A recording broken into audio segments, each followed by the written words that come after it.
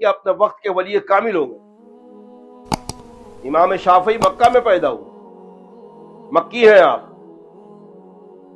انتقال گیا، مدبر میں والد کا انتقال ہو گیا، ماں نے تربیت کر، پتہ لگا کہ امام مالک مسجد نبوی میں درس دیتے ہیں اللہ کے رسول کے روزہ اقدس کے پاس۔ 12 یا 13 سال کی عمر امام شافعی کی، حاجیوں کے ساتھ مدینہ پہنچے، حج کیا، حج کے بعد مدینہ پہنچے، دیکھا کہ امام مالک حضور اقدس صلی اللہ علیہ وسلم کو روزہ اقدس کے بعد بیٹھ کے درس دیتے ہیں، اور جب کہتے ہیں قال اللہ قال رسول صلی اللہ علیہ وسلم تو اشارہ کرتے ہیں روزہ اقدس کے سامنے انگلی سے کہ یہ ان کا قول ہے۔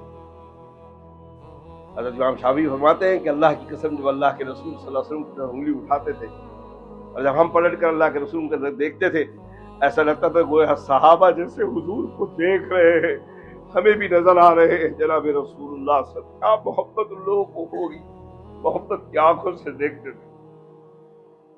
فرمایا حضرت امام مالک نے درس دینا شروع کیا، میرے پاس قلم کاغذ تھا نہیں، میں نے کچرا کا ٹکڑا ایک پڑا ہوا تھا اس کو اٹھایا اور ہاتھ ہتھیلی لیا اور اپنی تھوک لگا کے امام مالک جو درس دیتے تھے وہ لکھنا شروع کیا۔ کہ اچانک امام مالک کی نظر پڑی، یہ بچہ کیا حدیث کی ٹنگل اڑا رہا ہے، مذاق کر رہا ہے، سارے لوگ کاغذ و قلم سے لکھ رہے ہیں اور یہ لگا کے ہاتھ میں لکھ رہا ہے۔ نظر پڑ گئی درس کے دوران 127 حدیثیں پڑھایا آپ۔ درس جب ختم ہوا تو امام شافعی کو بلایا، بچہ گیا۔ آج کا بھی ہمارا 15 سال کا بچہ ہے، آج کے بھی ہمارے 20-21 سال کے نوجوان ہیں، ذرا ٹولی پھٹ کے کھڑتے ہیں، ذرا ان کی آوازیں سنو، ان کی باتیں سنو، ان کے الفاظ سنو، ان کے کلام سنو، ایک دوسرے کو بلانے کا انداز سنو، شرم آ جائے گی آپ۔ ادھر اس راستے سے ان کی ماں بھی جا رہی ہے، ان کی بہن بھی جا رہی ہے، ان کے رشتے دار بھی جا رہے ہیں، ان کی بھابھی بھی جا رہی ہے، اور یہ نوجوان اتنے گندے الفاظ سے ایک دوسرے کو بلاتے ہیں کہ اللہ رحم فرمائے، اللہ رحم فرمائے۔ یہ مسلم معاشرہ ہے، اور آنے جانے والے اس نوجوان کو نہ سمجھاتے ہیں نہ ٹوکتے ہیں، بڑے بڑے داڑھی، ہاتھ میں تسبیح، بڑے بڑے چوغا پہنے ہوئے، سنتے ہوئے نکل جاتے ہیں۔ ان کو یہ فکر ہی نہیں کہ یہ نوجوان جہنم میں جا رہا ہے، اللہ کو ناراض کر رہا ہے، کم سے کم رک کر اس کو سمجھا تو دے۔ یہ امت پیدا اس لیے ہوئی تھی کہ آمرون بالمعروف ونہون عن المنکر، بھلائی کا حکم کرے، برائی سے روکو کو لوگے۔ انداز یہ ہے کہ برائی دیکھتے ہیں نیچے منڈی کر کے چلے جاتے۔ یہ مسجد میں میرا یہ گھر، مسجد کے گیٹ پہ لڑکا لڑکی کھڑے رہ کے بات کر رہے ہیں، اذان ہو چکی ہے، نمازی آ رہے ہیں، وہ لڑکوں لڑکی کو دیکھتے ہیں نیچے منڈی کر کے چلے جاتے۔ میں دروازے سے نکلوں تو میں ان کو پوچھوں کیا کر رہے ہیں، فرمایا میری منگیتر ہے، منگیتر ہے گھر میں لے کے بیٹھو، یہ گارڈن ہے، یہ مسجد کا گیٹ ہے، اللہ کا گھر ہے۔ ابے ایسے اللہ کا ڈر نہیں، اللہ کے گھر کی طرف اللہ کی زیادہ توجہ ہوتی ہے، وہاں کھڑے رہ کے بات کرو۔ اور اس پر آپ کو واقعہ سناؤں کہ میری لڑکی یہیں پہلے مالے پہ رہتی تھی، ایک دن میں گھر پہ نہیں تھا، وہ لوگ گھر میں موجود تھے، اسی مسجد سے نماز پڑھ کے ایک بڑے میاں نکلے اور جا کے پیچھے سے میرے حال میں سے میرا دروازہ کھٹکھڑایا۔ میری لڑکی کو جا کے نکلی، فرمایا کہ میرے ابا نہیں ہے، بولیے کیا بات ہے؟ بولے نہیں، مولانا کو بتانے کا تھا کہ وہ جو میٹر کا باکس ہے وہاں ایک لڑکا لڑکی بات کر رہے ہیں، مولانا کو بتانے کا۔ میری لڑکی نے بولی میرے والد تو ہے نہیں، آپ جا کے چچا روک، نہیں بولے ہم کون دشمنی لے گا، مولانا لے گئے، بولے مولانا جا کے بتا۔ اللہ اس امت پہ رحم فرمائے، اس امت پہ رحم فرمائے، کرم فرمائے۔ بڑے میاں ہیں، ان کو بولنے کو نہیں ہو رہا، مولانا جائے دشمنی لے۔ اور آپ یاد رکھیے، اللہ کی قسم اس دنیا میں سب سے زیادہ کامیاب حضرت حسین رضی اللہ تعالیٰ عنہ ہیں۔ اللہ کے لیے دشمنی لی بادشاہ وقت سے، خلیفہ وقت سے، یزید سے۔ آج کوئی نام لیتا ہے یزید کا؟ جو حضرت حسین کا نام لیتا ہے، اور حضرت حسین کا نام آئے دل روتا ہے۔ ہم نے دیکھا حضرت حسین، لیکن اللہ کے لیے جو قربانی دیتا ہے، اللہ ان کو اپنی مخلوق کے دلوں میں زندہ رکھتے ہیں۔ معین الدین اجمیری کو دیکھا ہے آپ نے، امام حنیفہ کو دیکھا ہے آپ نے، صلاح الدین ایوبی کو دیکھا ہے، محمد بن قاسم کو دیکھا ہے آپ نے۔ نام ابھی آئے، تذکرہ ہو، آنکھ سے آنسو بند نہیں ہوں گے آپ۔ یہ محبت کون ڈالتا؟ یہ اللہ ڈالتا۔ اسی طرح اگر آپ اللہ کے فرما بردار بندے بن کر رہے اور محمد کے امتی بن کر رہے، اللہ کی قسم انتقال کے بعد ہر دن یاد کر کے لوگ آپ کے لیے بھی آنسو بہائیں۔ پوری کائنات کے مالک اللہ ہیں، اللہ جس دل میں اپنی محبت ڈالیں گے اسی دل میں محمد الرسول کی محبت ڈالیں گے، صحابہ کی محبت ڈالیں گے، اللہ والوں کی محبت ڈالیں گے۔ آج بھی دیکھیے جو اللہ والوں کی صحبت پر آپ یقین مانیے، پڑھائی کرتے وقت، قرآن پاک پڑھتے وقت جب کبھی قاری طیب صاحب یاد آ جاتے ہیں، مولانا سالم صاحب یاد آ جاتے ہیں، دل تڑپتا ہے، گھنٹوں بیٹھ کر تنہائی میں بیٹھ کر روتے۔ کیا نعمتیں تھیں جو دیدار کیا کرتے تھے، آج محروم ہیں ہم۔ اور اس سے پھر احساس ہوتا تھا کہ صحابہ جب اللہ کے رسول کو دیکھتے ہوں گے کیا تڑپ ہوتی ہوگی صحابہ کو، جب ایسے اللہ والے، اس دور کے اللہ والوں کا یہ حال، آپ یقین مانیے چہرے سے نظر ہٹانے کا دل نہیں ہوتا تھا حضرت قاری طیب صاحب کے چہرے سے پتہ لگتا تھا کہ یہ آپ کے استاد انور شاہ کشمیری کے الفاظ ہیں قاری طیب صاحب کے بارے میں کہ اگر میں یہ کہوں کہ قاری طیب اور انور شاہ کشمیری پہ کبھی کوئی گناہ کا تصور نہیں آیا تو میں حانث نہیں ہوں۔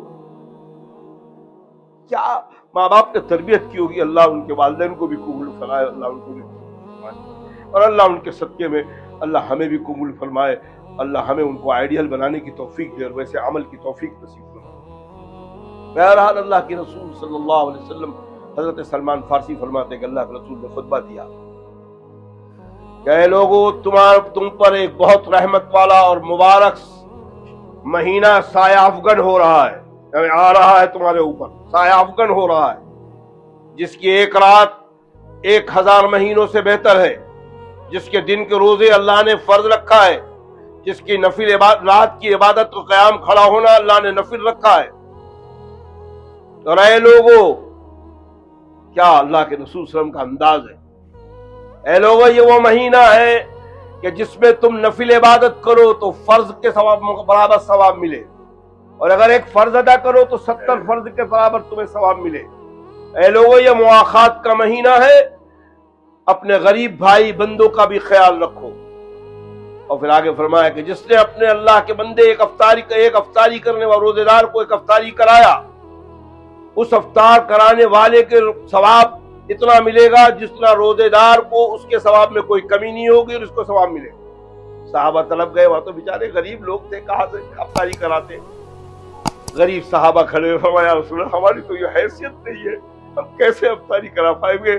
اللہ کے رسول صلی اللہ علیہ وسلم ان غریبوں کو تسلی دے رہے ہیں، مطمئن رہو، جس نے ایک گھونٹ دودھ کا افطاری کرایا، جس نے ایک گھونٹ پانی کا افطاری کرا، وہ بھی اس ثواب سے محروم نہیں ہوگا۔ اور جس نے روزے دار کو پیٹ بھر کے کھانا کھلا دیا، میرے حوض کوثر پہ جب اس کو پانی ملے گا، وہ پانی جب پی لے گا، جب تک جنت میں نہیں جائے گا اس سے پہلے اس کے پیاس نہیں لگے۔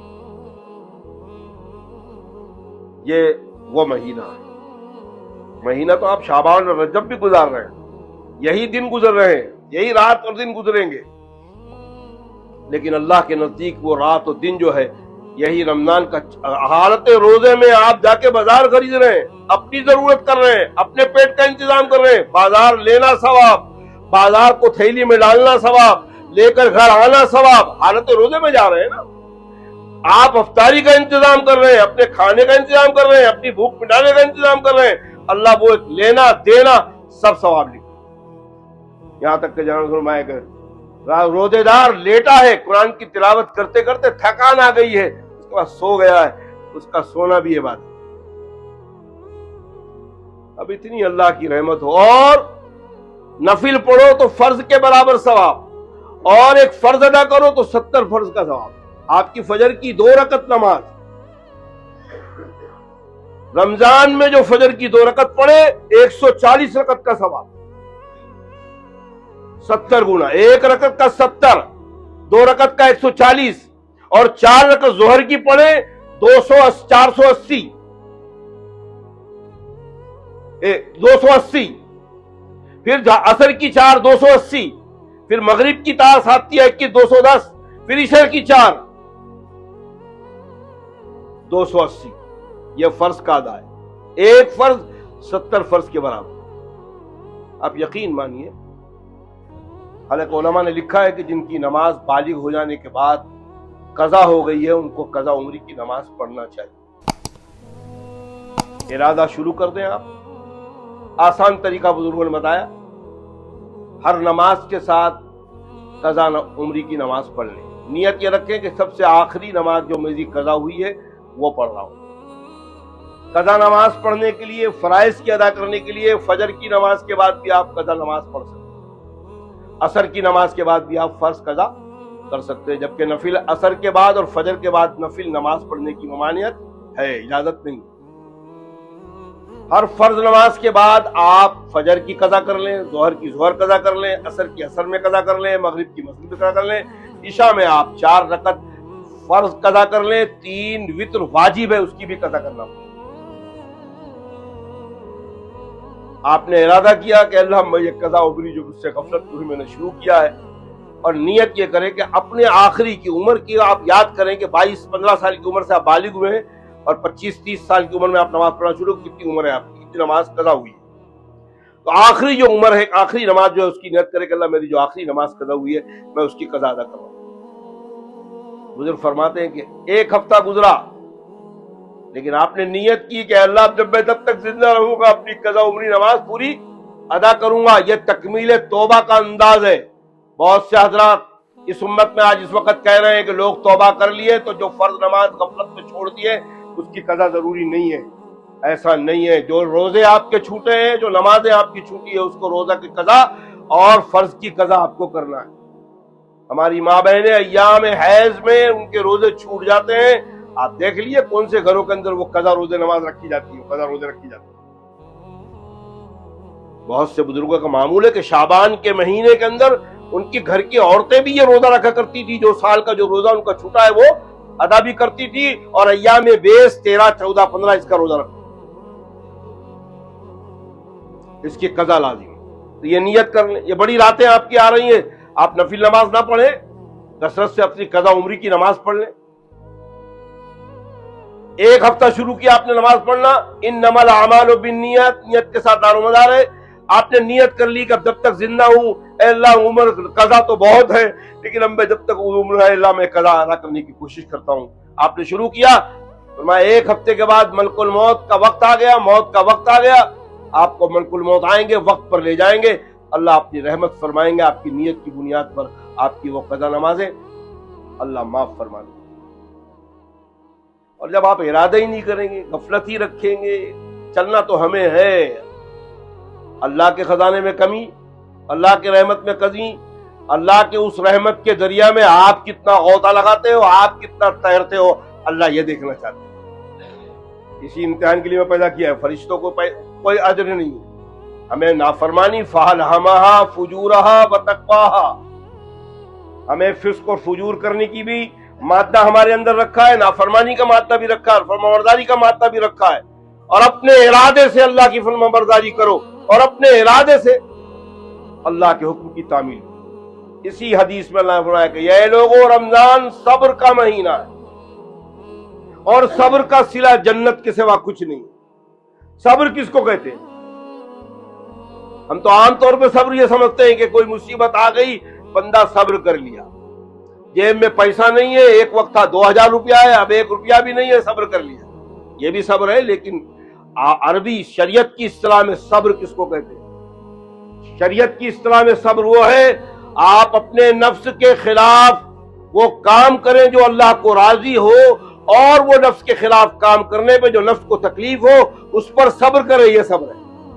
گناہوں کو اللہ کو راضی کرنے کے لیے گناہوں کو چھوڑا جائے اور اللہ کی فرمانبرداری کرنے کے لیے تکلیف جسم کو اور روح کو ہو اس کو حاصل کیا جائے. یہ صبر کا نام ہے. اب آپ اندازہ لگائیں، ابھی رمضان کا چاند آئے گا، 20 رکعت تراویح پڑھنا ہے. اب تو نفس گوارا نہیں کرتی. تب بولے ڈھونڈو تو بولے 8 رکعت تو مل گئی، چلو ٹھیک ہے. یہ وہ تمام چیزیں ہیں جو عمل کے کمی کرنے کے لیے نفس کو خوش کر رہے ہیں. 8 رکعت، کوئی تو بیچارہ 8 بھی نہیں پڑھتا. یہ تو سنت ہے، نفل ہے، کوئی فرض تھوڑی ہے. شیطان اسی طرح بہکاتا ہے، اسی طرح بہکاتا ہے. انشاءاللہ پچھلے جمعہ میں وہ 20 رکعت تراویح اور 8 رکعت تراویح کا مسئلہ اللہ نے زندگی بخیر رکھی، تو مسئلہ بھی لاؤں گا آپ کے سامنے. ابھی تو استقبال رمضان اللہ کے نبی صلی اللہ علیہ وسلم نے صحابہ کو فرمایا تھا کہ وہ اس کا استقبال کیسے کریں. صبر کا مہینہ ہے اور صبر کا بدلہ جنت ہے. اور اے لوگوں، اللہ نے فرمایا کہ اے لوگوں روزہ میرے لیے ہے اور اس کی جزا میں خود ہوں. اتنا بڑا انعام ہے. اے لوگوں، تمام نیک اعمال کی جزا میں فرشتوں سے دلاتا ہوں، روزے کی جزا میں خود دوں گا۔ اور پھر اللہ کے رسول فرماتے ہیں کہ رمضان میں قرآن نازل ہوا ہے، قرآن اور روزہ دونوں جا کے اللہ کے سامنے سفارش کرتے ہیں کہ اے اللہ، یہ میرے بندے، تیرے بندے کو میں نے کھانے سے روکا، پینے سے روکا، تیرے وجہ سے، تیرے حکم کی وجہ سے کھانا بھی روک دیا، پانی بھی روک دیا، ناجائز خواہشات کو روک دیا، جھوٹ بولنا چھوڑ دیا، غیبت کرنا چھوڑ دیا۔ اے اللہ، میری سفارش قبول فرما اپنے اس بندے کے لیے۔ اور قرآن کہے گا کہ اے اللہ، میں نے رات کو اس کو سونے سے روکا، تیرے قرآن کو سننے کے لیے ہاتھ باندھ کر ادب کے ساتھ تیرا قرآن سن رہا تھا۔ اے اللہ، میری اس قرآن کی، اللہ فرمائے کہ قرآن کی سفارش کا، میری سفارش کو قبول فرما۔ اللہ کے رسول صلی اللہ علیہ وسلم فرماتے ہیں کہ دونوں خود اللہ کی صفت ہے۔